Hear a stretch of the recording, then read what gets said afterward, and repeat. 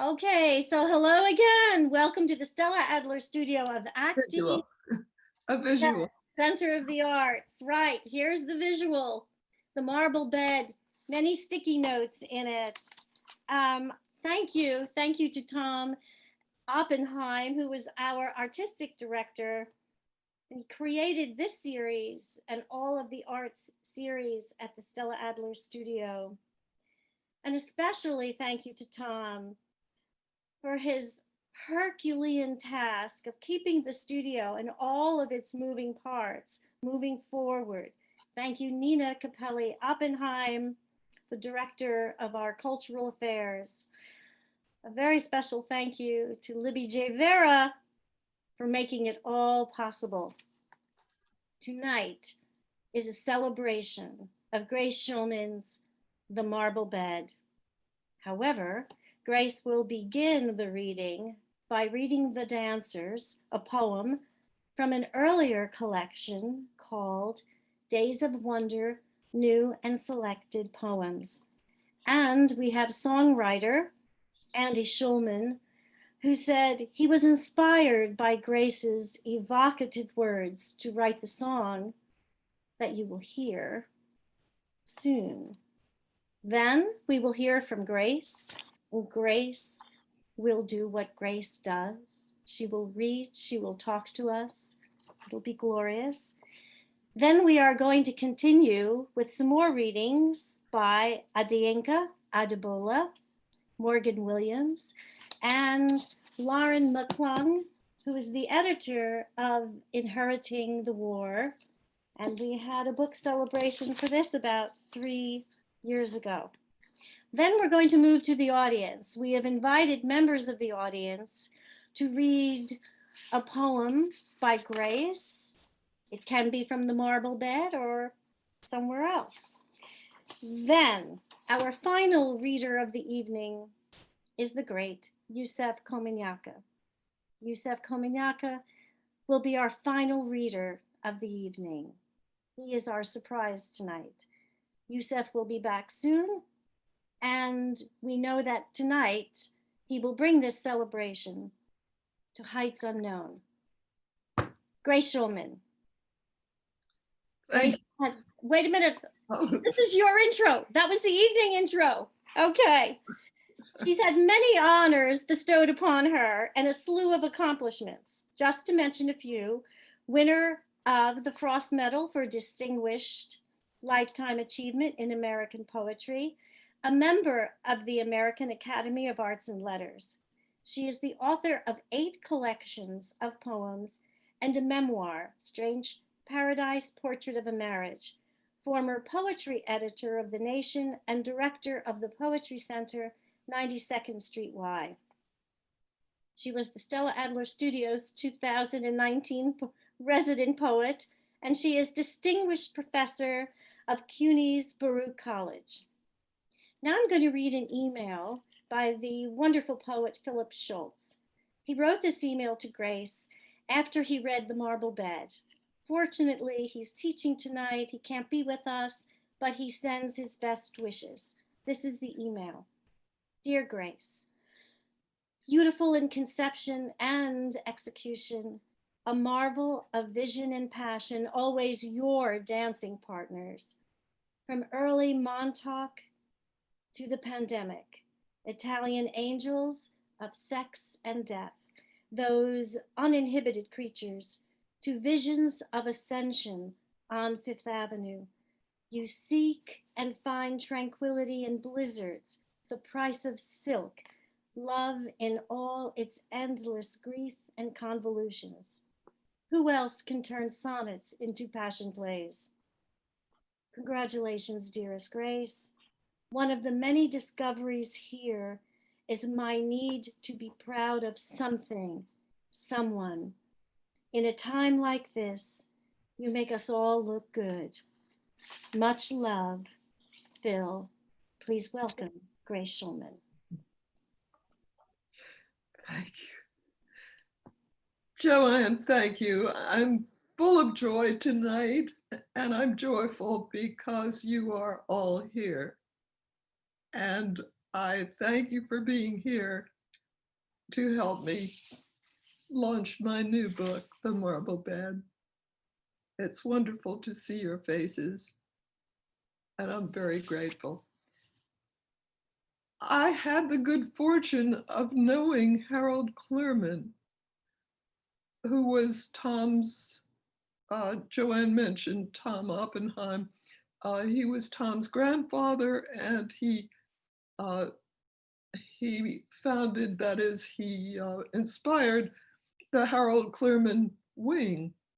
Harold believed very much in the unity of the arts, in poetry, drama, music, dance, all being together and flourishing together.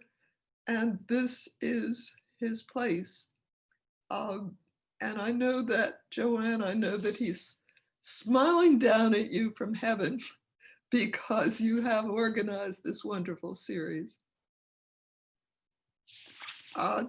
Tonight I'm going to read, as Joanne said, an early poem, not from The Marble Bed, but I'm going to read it because my nephew, Andy Schulman, set it to music, and I'll read it first. The Dancers. Turning to leave, she stands before a mirror that picks up lights in cherry-colored hair. A black-white picture's tucked inside the frame. She and my father stand before that same silvery mirror hung in her parents' house in Brooklyn. He wears a tuxedo. She's tossed a kimono over a satin dress, hair brushed back and cropped like Sylvia Sidney's. They're caught winging the air, kicking a high rag as on a tightrope, showing off glossy smiles to Uncle Josh, who tilts the camera before he spins and winds up the Victrola to play Blue Skies. Song ended, they will gather swimsuits for after revels near the shore and a beaded purse, then step off into stars. It's the Depression. Dad is an actor out of work, no money, no despair. How could they know that I'd be born to shouts of war his family lost? Why do I fear now for those bright kids dancing on the night they went to a party in the sputtering Ford, the job with the rumble seat and running boards, the mirror behind them, catching the glimmer of my father's top hat, my mother's hair.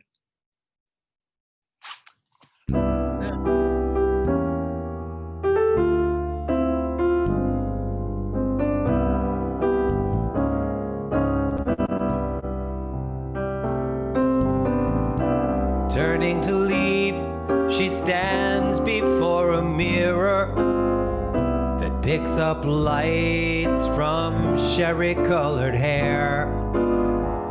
A black and white picture's tucked inside the frame. She and my father stand before that same silvery mirror hung in her parents' house in Brooklyn. He wears a tuxedo.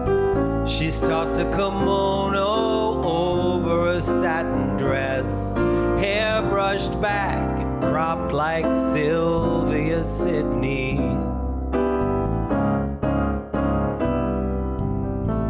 They're caught winging the air, kicking a high rag is on a tightrope, showing off glossy smiles to Uncle Josh, who tilts the camera before he spins and winds up the Victrola to play Blue Skies.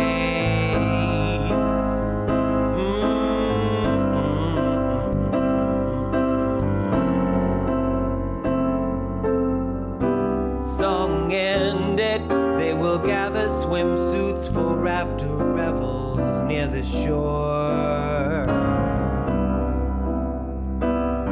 and a beaded purse, then step off in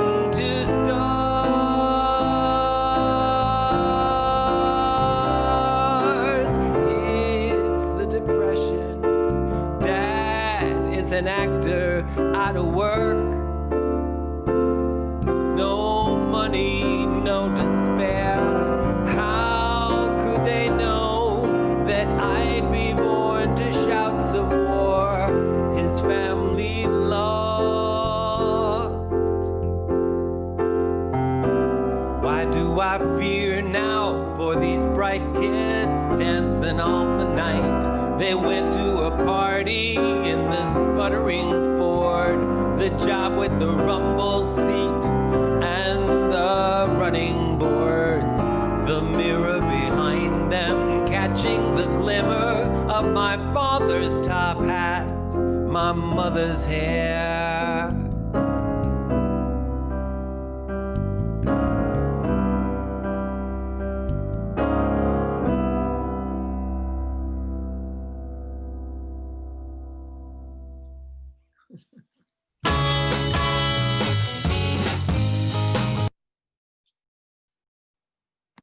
Oops. Thank you, Andy. Can I go now? Yes, please, Grace.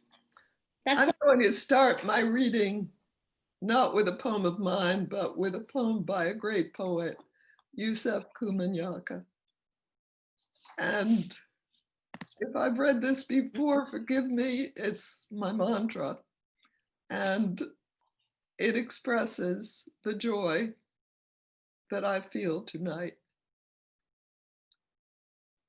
Ecstatic by Yusef Komunyaka. Joy, use me like a whore. Turn me inside like done desired God to do with him. Show me some muscle, sunlight on black stone. Cold cock me about the head till I moan like a bell, low as the one Goya could hear through the walls of Quinta del Sordo. Tie me up to the stocks those Puritans handled so well in Boston streets. Don't let me down. I beg you to use all your know-how in one throttle. Please, good God, put everything into your swing. Okay, I'm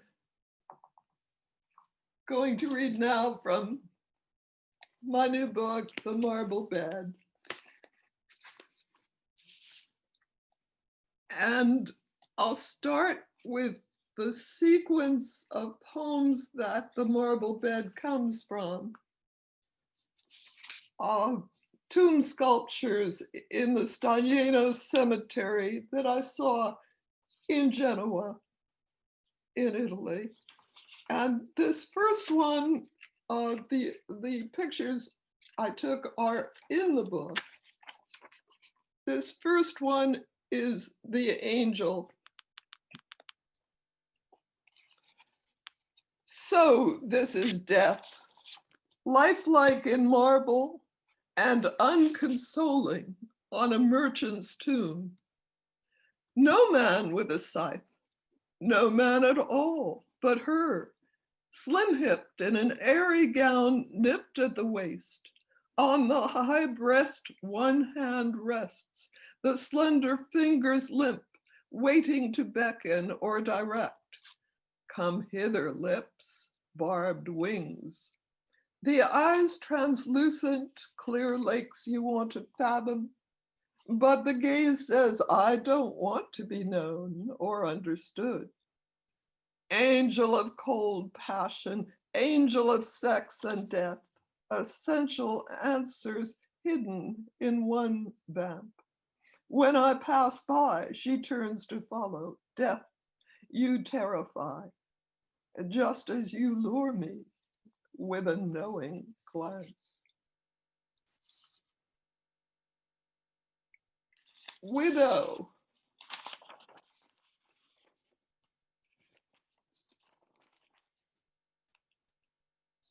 I know her by the pleated satin dress, hair in a bun, The hesitation as she lifts the sheet, letting air in, astonished, peering into darkness. What will she find there at her husband's body? Suddenly altered. Questions run through her. Dare she kiss the lips now growing colder? Can he hear her? Leaning awkwardly, loath to leave him, venturing a touch, she asks now, why him? In unending silence, she clings to precise details for an answer, side glancing at the unmade bed, the high pile of cushions falling from their place. I know her by my husband's silver watch that hasn't stopped, the still warm belly, the pearl pajama button on the terrace. Dreamer.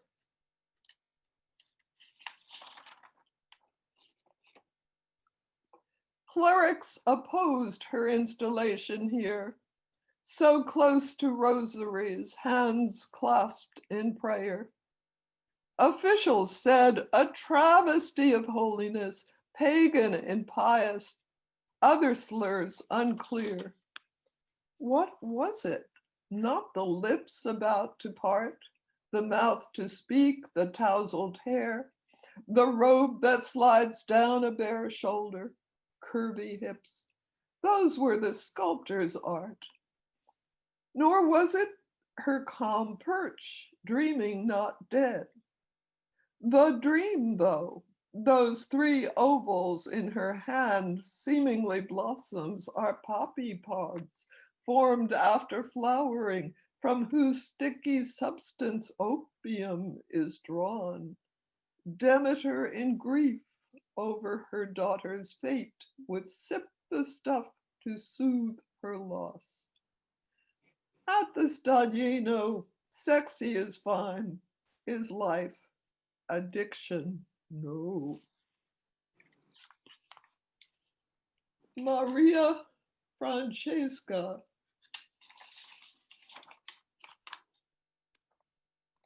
Eyes shut, as in elation more than death, the legs straining to spring from their marble bed. A sheet slipped to reveal the nude young breasts, spool waist. Not the shattered body found in a car crash, fingers severed and flung. This likeness is perfect, shaped from a photograph. Notice the glow, the urge to speak, to laugh. Unlike some broken statues hinting at arms and phalluses, she gleams in all her parts. Alone, but not alone. Her man in marble bends to kiss her and clutch her thigh, not in lust, but in finality. I know the scene, your body fixed, but yearning to move again. I'm moving now in scattered pieces over miles and time, free neither to finish the task of life nor to abandon it. Struggle. If these stones were flesh, you'd hear their cries. Death, blank-faced and stiff, and a lithe woman who won't be taken by those tigery claws without a kick, a blow, a fierce objection. She bends, covered waist down in see-through tulle, actually marble carved to look ethereal, with the same mallet, calipers, and chisel the sculptor used to shape rock into muscle. Waist up exposed, but raging unafraid. The work unfinished, dinners to order, dresses to try on, letters to write. When that last night you called for slacks and blazer from your sick bed, I watched the pull away, the savage, sun-driven though futile fight.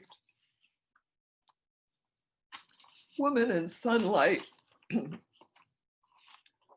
Carved in marble, white now gone to grime, mottled soot blotch smeared with blurred letters, a lithe woman reclines in a gauzy nightdress, curved from substantial hip to supple ankles, but for the cross she holds, I'd say in languor. Stare at her, stare until you see lean hands open to grasp at air, feet kick to dance, silk hair unfold like a billowing scarf, and linger for the long intake of breath. I want to move inside the blackened stone and find a spark that flares up into blaze and flashes like sunbeams, to dazzle with tales of what it could be like to walk out of my weathered body, clean, alive. Italy. Sexless angels, not these fiery dancers on tower walls. In church, they wink at those who light candles and pray under a knee slipped out of an angel's robe, chiseled to flow. Hardly androgynous, seraphim lore. A woman slinks beside a saucy cherub. On this bridge, Ponte di San Angelo, stone angels stand in flimsy gowns slit high. I've read that once an angel lighted here to trumpet the end of a deadly plague. Now erotic angels sing the end of cold indifference. Heavenly ministers, unpuritanical, fan out enormous wings and forgive even my careless loves.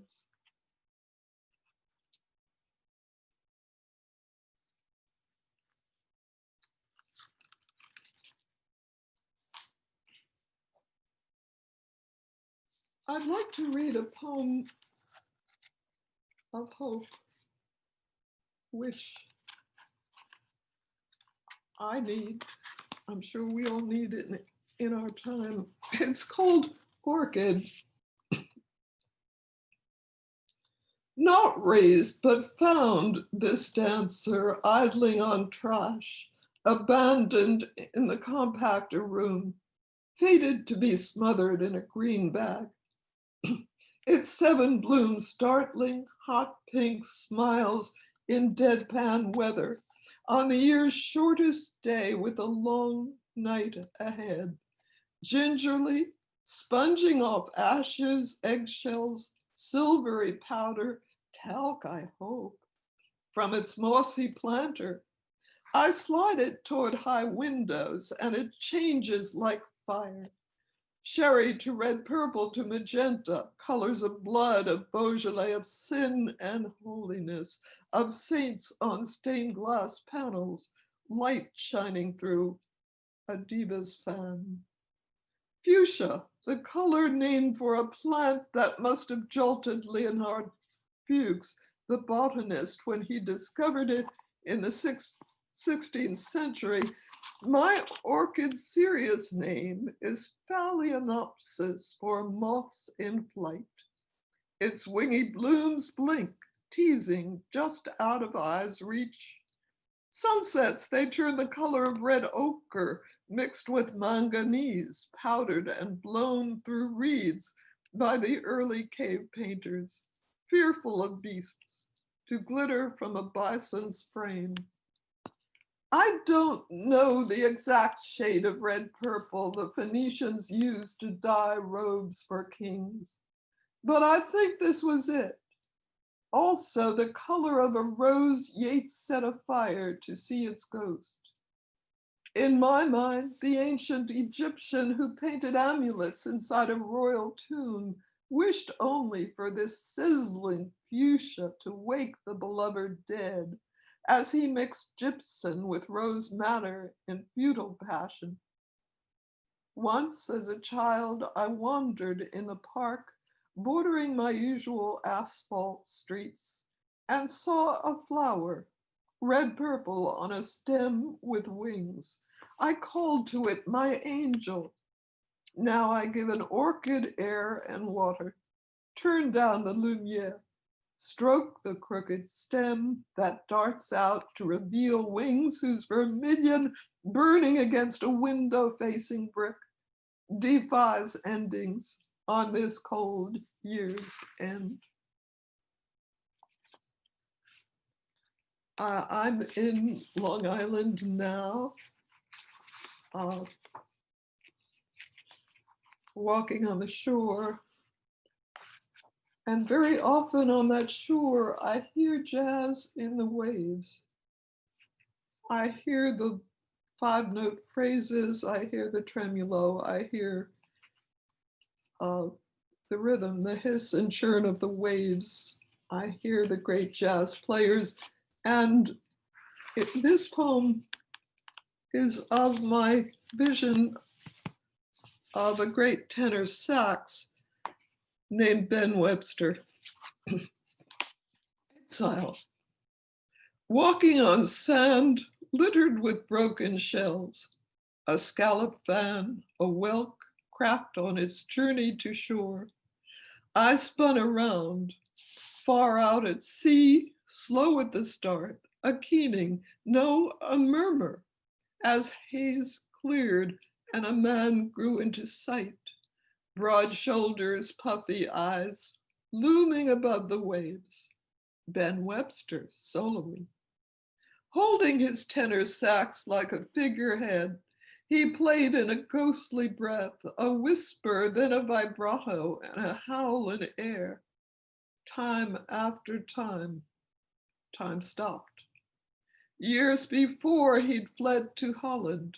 No work, no money, racial slurs at home, and now over the seas, hiss and churn, comes the unbroken chord, the tremolo, the weaving 5-note phrase, a low blues filled with shadowed days mist on a horn that glisters in the light. This next poem also set here in Long Island is set in Fireplace Bay, named for when the Indians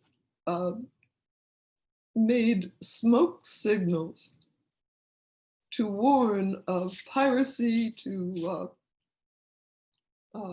send various messages over to another island. And I thought that this was perfect communication. Looking down at my broken cell phone, I thought that this really did the job. Fireplace Bay. Where are the fires that crackled on this hill? The leap, the sparks, the urgency of wood smoke. Fires that singed, that heightened conversations and shadowed sunken jaws. The Montauk people stoked magenta flames that warned of danger. The colonists tossed seaweed over fires for smoke that twisted into bearded clouds and shouted to the island across the sound, food is on its way.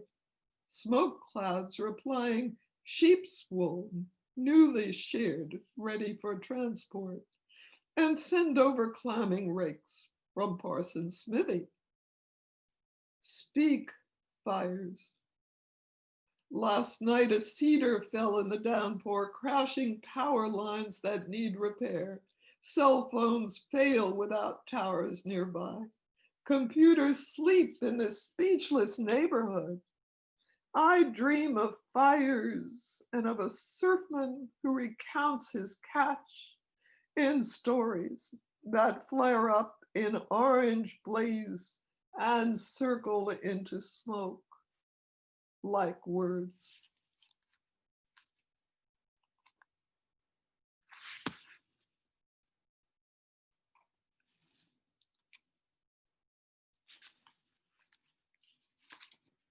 And I'll read one last poem,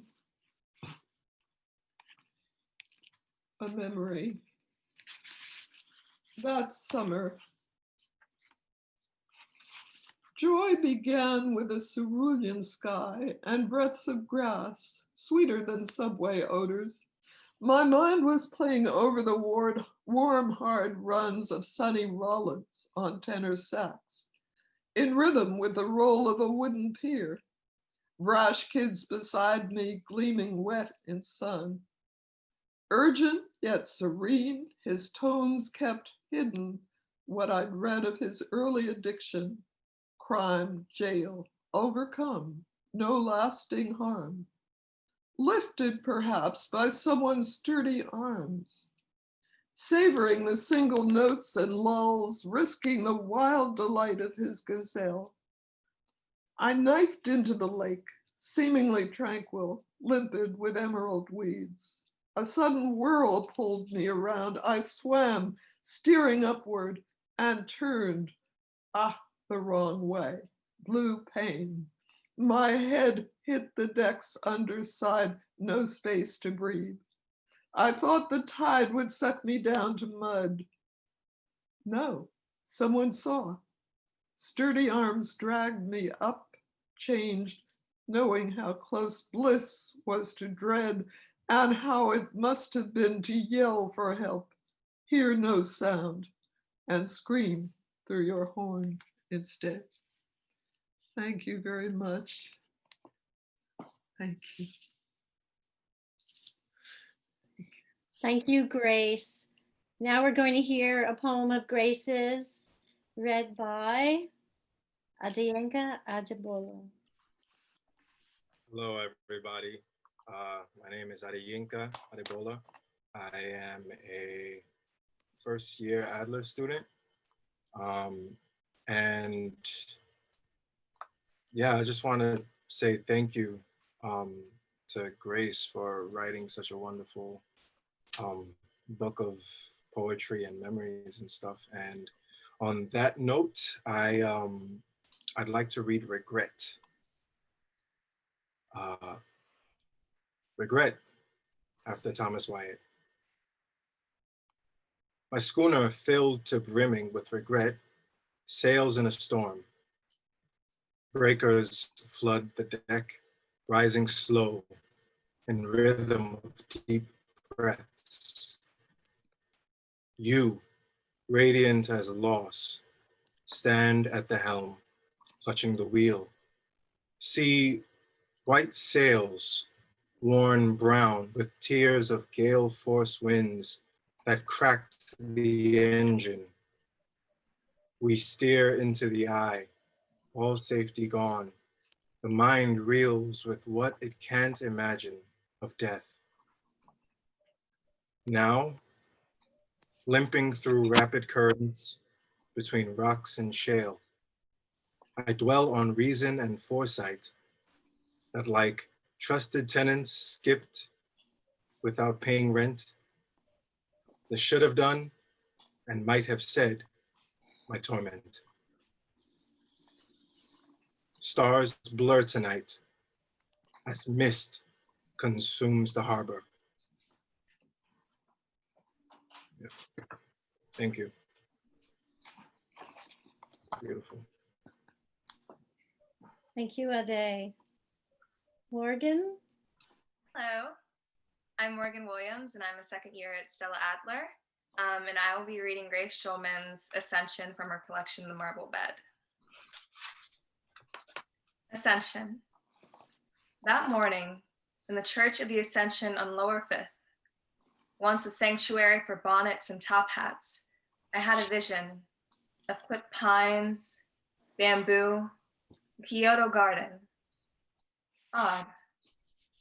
In Lafargue's painting above the altar, Christ rises from the dead while his disciples gaze heavenward, and angels swim in air, two and two and two, draped in white silk. But why bamboo? Perhaps I had a reason.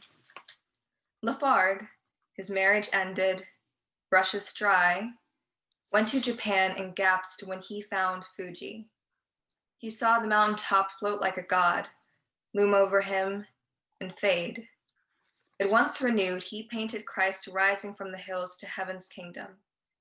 And when I looked long enough, The Mount of Olives changed into Mount Fuji's snow-capped cone, immobile, while the stream flows, an image of what Lao Tzu called life's stillness and motion.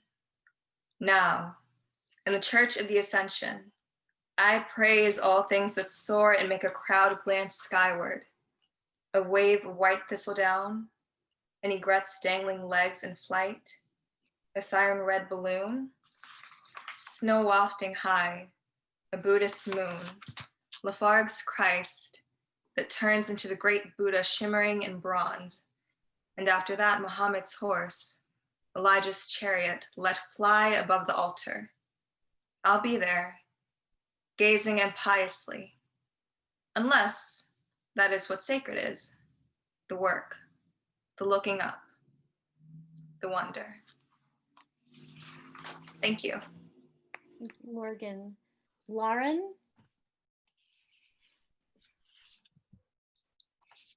Thank you. Grace, it's an honor to read one of your poems tonight. Your poems teach me and they help me. And this poem I'm going to read, I think helps us all feel not alone in this year. It's been hard and leaves us with hope in the end. So thank you. It's gone. Washington Square, 2020. From my window, I see the world without us in it, a vacant park, a silver maple sheltering no reader, a cherry tree dressed like a bride betrayed, her wedding canceled, a dogwood tree whose wipes will fall without regretful eyes. No baby strollers, no candy wrappers stuffed in bins, just a sign, no bicycles, and memories of skateboard pirouettes. Around us, death, the numbers spin the mind, fever dreams, the last breath held alone. I hadn't known death had undone so many. This park reminds us it was once a field for the unclaimed dead of galloping yellow fever. Construction workers dug up skeletons that had lain for years beneath our footsteps. Death in the hanging elm, a rooted gallows. Now, the clear air pollution free is poison for walkers, while trees stand stern, immune. Sad paradox. For comfort, I recall Camille Pissarro would have lingered here. He painted Paris gardens from a window, having left his island sprawling shores for tighter scenes. He gazed at people, matchsticks from above in ones and twos. Below, the park's unlittered paths are mute. But wait, just now a mournful, prayerful sax, unseen from somewhere, unlooses notes, calls me to the window, and I hear the sounds I can't imagine days without. Thank you. Thank you, Lauren. Thank you, readers. Now, I'm going to check the chat. There are many, many thank you graces in this chat, many, many, and how beautiful it was and how grateful everyone is to be here with you, Grace, to listen to these readers. I welcome people. We welcome people from the audience who would like to read a poem by Grace. Betsy Parrish, our master teacher at Stella Adler Studio, Center for the Arts. Betsy. Would you like to read? I would, yes. And Grace, we all thank you wherever you are. There you are. We thank you for these incredible poems that you've written. They give us all more life in our lives. Thank you. And this is called The Vow. That day, I stepped gingerly with my father playing father. Actors played their parts. Down the blue carpeted aisle to be wed or tried for treason. A skeletal pianist fingered a funeral march, hitting wrong notes. We passed Mom in a dress sizes too large. She'd bought it to play the mother of the bride. My own tight bodice pinched as I gasped for breath, bound for a new life, knowing the old would do. I glanced upward at friends playing hope, my roses drying brown as I neared an altar set too high and built of rotting pine. My father gave this woman, me, to some imposter who would want me to be faithful as Ruth, which means, I supposed, to follow my mother-in-law whither she goest. Yes, I wanted this. But want is a moment in a long sentence without punctuation. What if, like some birds, I could not sing in captivity? Would it be, I pleaded, security or maximum security? Divorce would disappoint my grandmother, crying here for joy in silk chiffon. And then, at last, I saw him. The one who wasn't playing anyone. His eyes, hazel, shining like Aggie's in first light. And I said, yes, of course, I will. I will. Thank you. Thank you, Betsy. That was so beautiful. Libby, can you see me? I can't seem to find my picture. Okay. I love that reading. Betsy, thank you. Thank you, Grace. We have one more reader from the audience, and then we're going to move over to Yusef Komanyaka. Sherry Dratfield would like to read a poem. Thank you. This is also from the Marble Bed. After all, what is it like? You study a hydrangea that glows lace white than mauve, and count the whorls in an oak's huge trunk split by a hurricane. You soar with a hawk, not wishing you could fly, and clamber on the walk in sudden joy. You linger, seldom glancing at your watch.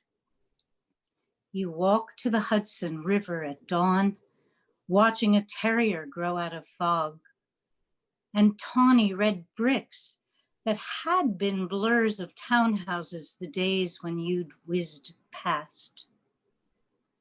You gaze at them in your own three-dimensional fullness, unbound, and you feed the self that you had long neglected for other selves, the one that knows you best, and watch the soul burst into sudden bloom, magenta, like azaleas, and grow larger when the body lessens.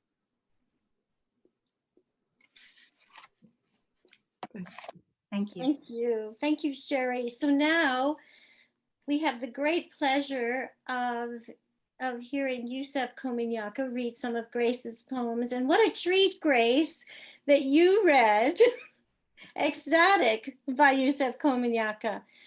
All right, let's get to Yusef. It is so great to be here celebrating. You're muted. Keep yourself off mute. You're mute.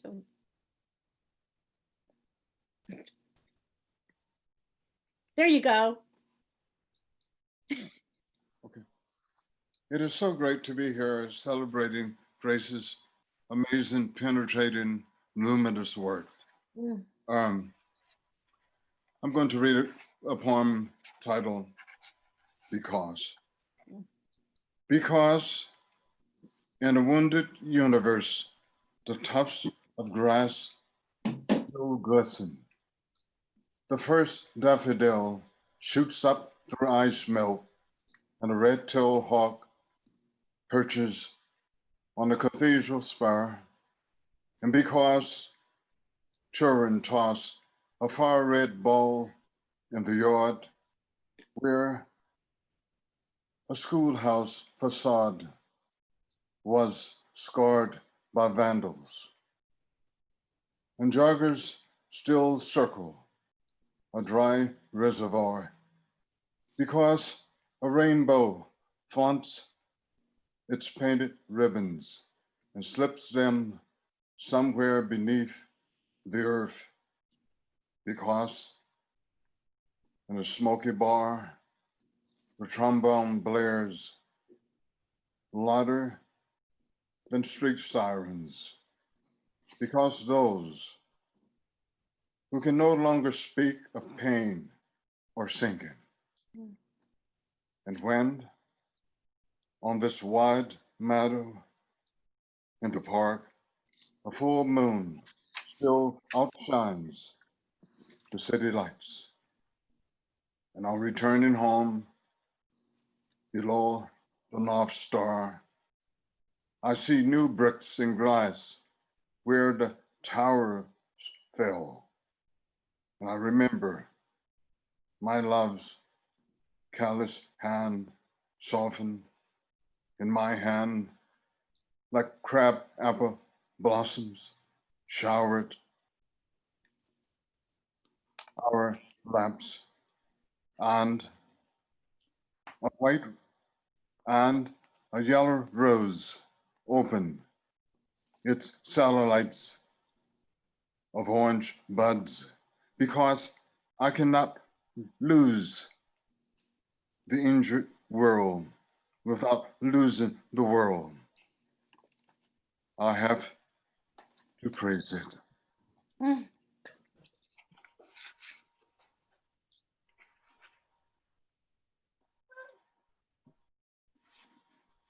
And the second poem is titled The Rainbow Sign. God gave Noah the rainbow sign. No more water, the fire next time. Black cotton candy spawned of cloud and air. Two ribbons slipped from yardage under the earth, spooling out brightness past a sea of shipwrights. Yesterday's hurricane spun through the village, shattering panes, barren cars and sand, spandering a neighbor's wooden pier. Its piles still jutting up like broken motors.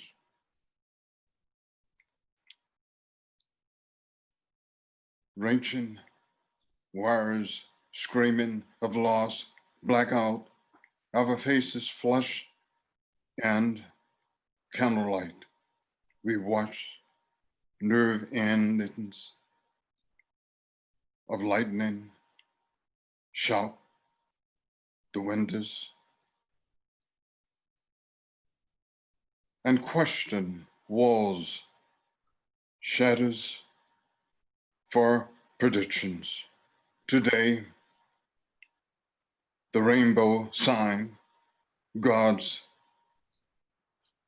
weather news, the water scald under, the waters scald, never again become a flood to destroy all flesh. Belief? Well, promises the longing for belief that comes in language, clear as in a child's echoing book, clear as in a child's coloring book, violet, blue, green, yellow, orange, red, upgraded here in lilac, cobalt, clay, new, life green, wheat yellow, and carmine rainbow. Heal the world with southern light.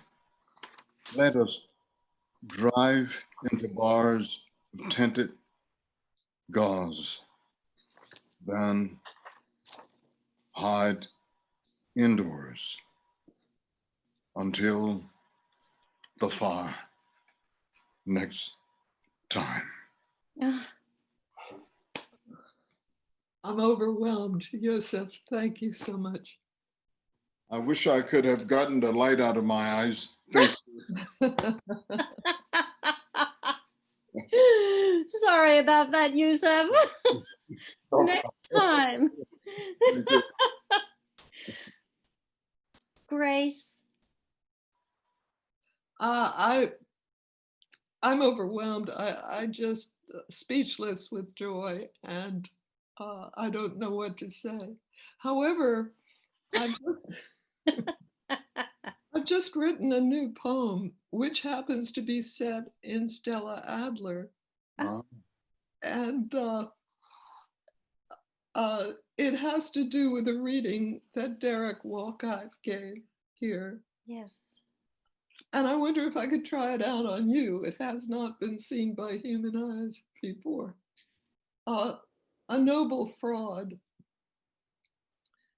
In the acting studio where illusions are real, I gave Derek a stage prop, a rose. It was all I had. Hearing him read his words of a harbor gleaming at twilight and of palm fronds winding in persistent sun, I crept backstage, lifted it from a vase, and passed it to him. In his warm hands, the rose came alive, red silk petals billowing, green leaves shining under strobe lights. "You've given me a fake rose," he snorted. But a quick mind invented the rose. Nimble fingers stitched those skirts to dance in the light and glued the long stem. Isn't it our pride to make a flower where nothing like that one existed before? In Mesopotamia, a craftsman built a bull's head harp from plywood sheets with seashells for eyes, lapis lazuli beard, and it rang with more resonance than a bull could bellow.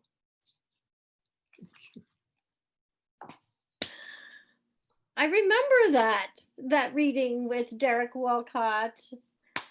I had the great privilege of reading with him, and he was marvelous. Yeah.